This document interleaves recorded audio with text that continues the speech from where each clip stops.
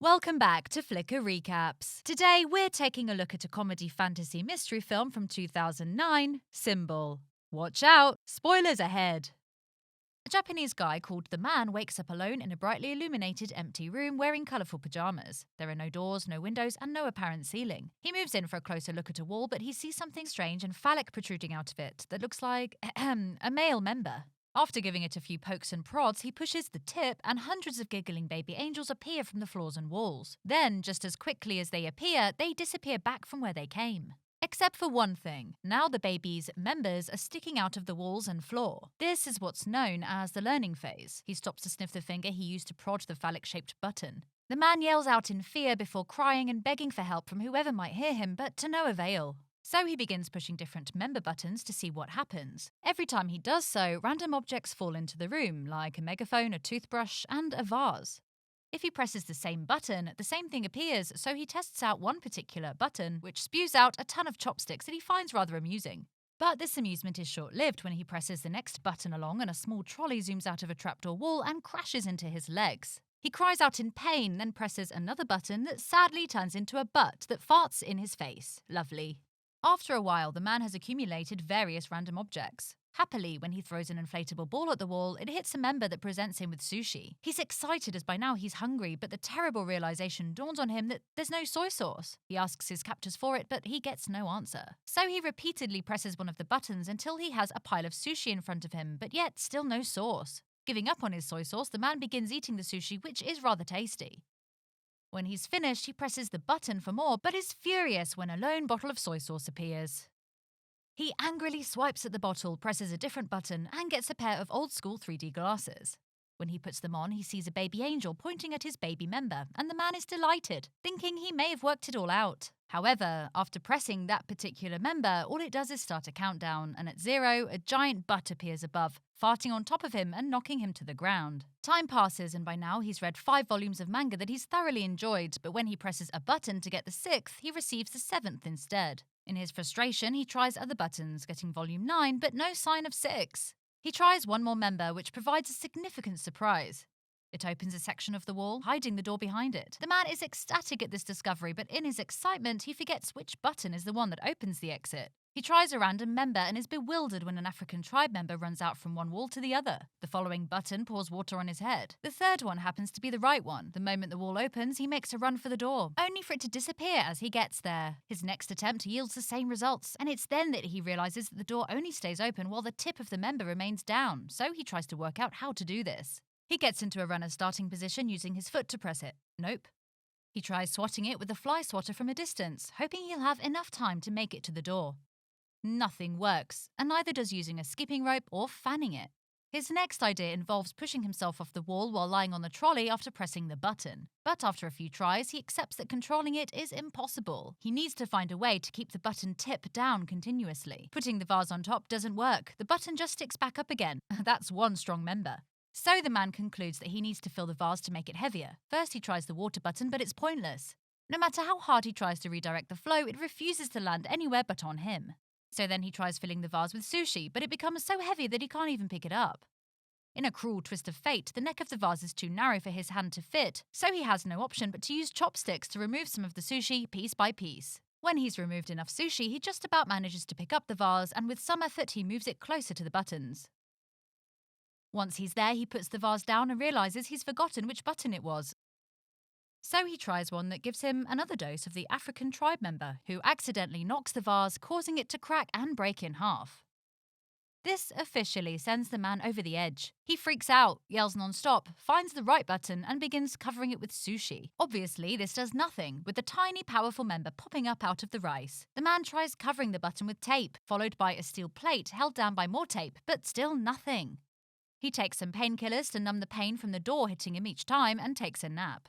The man needs to brush his teeth, so he presses a button expecting water. However, it was the wrong button, revealing a rope that falls from above. He's thrilled and hopeful because now he has an idea for a new plan. He opens the door, then uses the rope to swing himself across the room like Tarzan before the door disappears again. But annoyingly, when he tries to open the door, he discovers it's locked. He returns to the room just before the door closes, despite hitting him on the back again as he does so. Irritated, he kicks the wall, activating one of the buttons, which reveals a key floating in the middle of the room. Just like with the door, it disappears after a few moments when the button is released. So the man must find a way to stop the key from disappearing and keep the door open. But first, he needs to find the button again as he was distracted and now can't find it.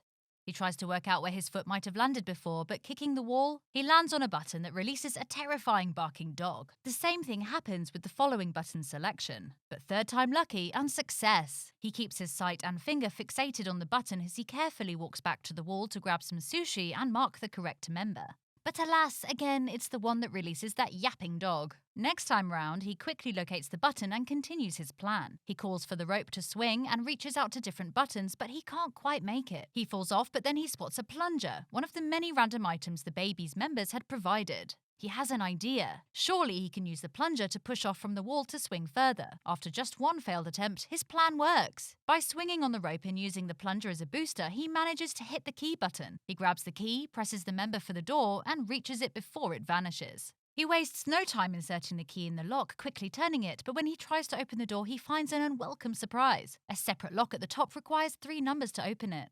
The man legs it out of there, the door whacking him in the back as usual. As it vanishes again, he's hopping mad, throwing the plunger at the opposite wall, activating the member, releasing the African guy. As he watches him walk by, he realizes something interesting. 3 numbers painted on his forehead, which must be the combination he's looking for. Since his time behind the door is limited, the man must repeat the whole rope swinging process 3 times, once for each number.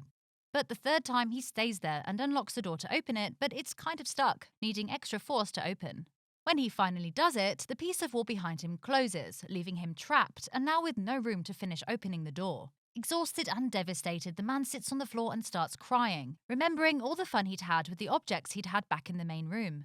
He might have been trapped there too, but at least he had room to move around and entertainment. Now he realizes he didn't appreciate what he had till it was gone. Suddenly, he feels a breeze on his face from one of the walls. As soon as he touches the source of it, he finds a crack, indicating it's a false wall he's dealing with. Immediately, he pushes the panel open and runs like he's never run before. He finds himself running down a mysterious hallway floating in darkness. He feels like he's running for eternity, and when he finally arrives at an actual room, his hair has indeed grown, and his colourful pajamas have faded. This room is also empty. The door he comes through closes as soon as he's inside, but instead of baby angels in there are adult versions who do the same disappearing act, leaving only their exposed members protruding. And so begins Phase 2, practice. Meanwhile, in a city in Mexico, little Antonio's family is concerned because the father, a wrestler known as Escargot Man, is behaving more secretively and quietly than usual. His wife thinks it could be to do with his next opponent being much younger than him, but the grandfather points out that it's not youth but experience that matters. Escargot Man gets a ride from his daughter, Sister Karen, in her truck to the wrestling ring so he can get a head start preparing for the match, including changing clothes and praying to the Virgin Mary. At school, Antonio is being bullied by his classmates for betting on Escargot Man to win, calling him a weak loser.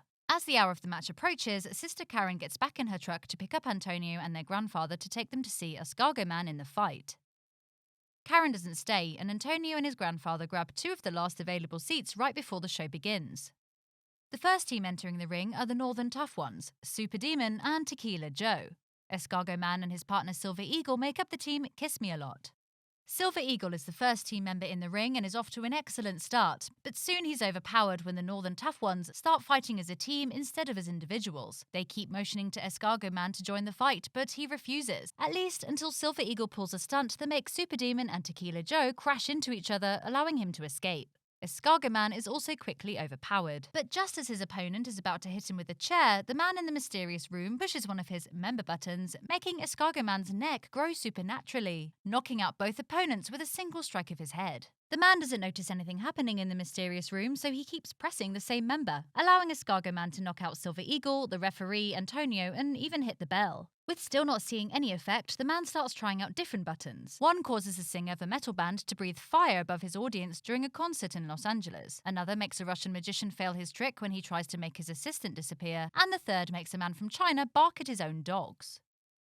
The man is about to give up altogether when he sees light shining in from above. He notices that, unlike the last room, there is no ceiling at all, and sees angels flying high overhead. He decides to try something completely new this time. Instead of pressing the member buttons, he will use them to climb the walls. It works, but each time he grabs a member or steps on one, something significant happens on Earth, from flowers blossoming to an elephant dying. The higher he climbs, the more complex the cause and effects become. It's not only nature at this point being affected, but humanity itself, and significant and insignificant things like toasters and the moon landing. By the time he reaches the top, the man's hair and beard have grown even longer, and he no longer needs to hold onto the wall for support. He can float and fly just like the angels. With all the experience he gained from the training phases in the previous rooms, he embraces his role as God and begins helping humanity by selecting the members on purpose instead of randomly. By the time he's done, the walls have gone and feathers surround him. He enters a glowing portal that takes him to the final room. This one displays Earth's continents on the walls and an enormous member that the man is about to press. And so begins the future phase. Thanks so much for watching. Make sure you subscribe to the channel and hit the notification bell so you don't miss any of our future uploads.